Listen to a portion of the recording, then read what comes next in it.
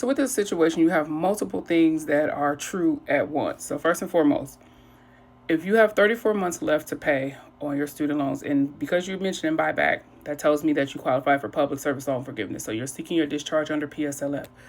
And in order for you to get that discharge, you know you have to be in a qualifying repayment plan, which means you actually actively have to be making payments in a qualifying repayment plan. Right now, what's true is that the SAVE plan, there's an injunction against the SAVE plan.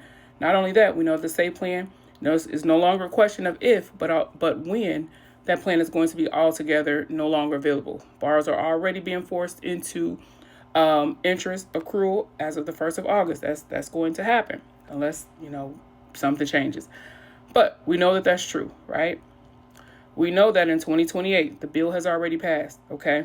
So we know that there's going to be some changes to the repayment plans, meaning that although pay-as-you-earn is still available, ICR is still available, but we have injunction against those that are encapsulated with the SAVE plan. So that means that even if you moved over into pay-as-you-earn, there's no forgiveness under that plan. That plan is going to be gone away as of 2028. Now, that doesn't mean that you can't hop over into pay-as-you-earn if it is a cheaper plan than income-based repayment, so that way you're still getting your credit towards public service loan forgiveness. But knowing that you're going to have to move again out of pay-as-you-earn, and you don't want to because you still have 34 months left, potentially 34 months left if you aren't able to pursue buyback, okay?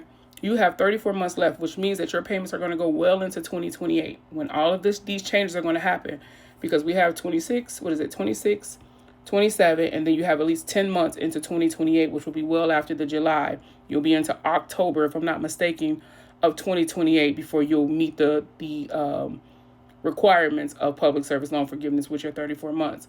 So you know that you're going to be, in a sense, encapsulated in all of the changes that are potentially going to happen. Well, not even potentially, that are going to happen in 2028.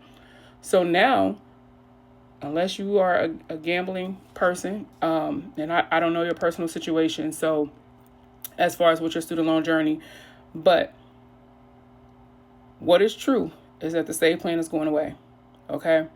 Not only that, with public service loan forgiveness, with the buyback program, we know that is nothing that is written into law. That could change at any time, okay? So for me, what I would say, of course, you always make a decision informed. What's best for you and your family and what, coincides with your budget.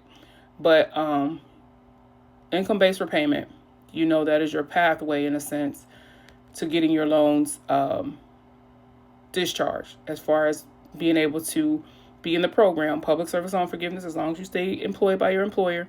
And not only that, being in a qualifying repayment plan without any issues. You know that plan is going to be there in 2028.